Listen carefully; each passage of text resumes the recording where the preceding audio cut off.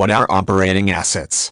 Sometimes referred to as working capital, operating assets are any assets owned by a business that are actively used in the ongoing operation of the company.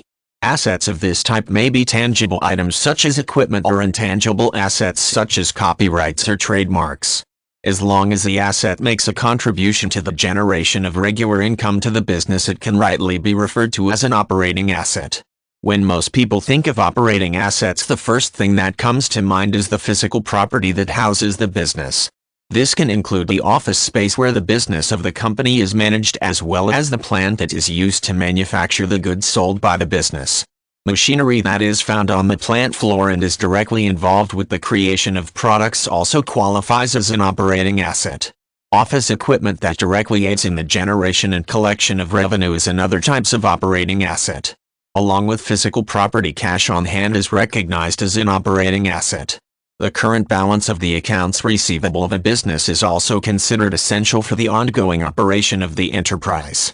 Current assets of this type help to provide the basis for retiring any current liabilities in a timely manner and help to keep the company on a solid financial foundation, a factor that is very important for investors. Intangible assets are also key operating assets of most companies.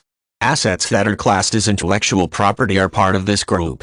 Any trademarks or copyrights that are held by the company have a direct impact on the ability of the business to function. In like manner, assets such as patents and brand recognition also play an important role in keeping the business going.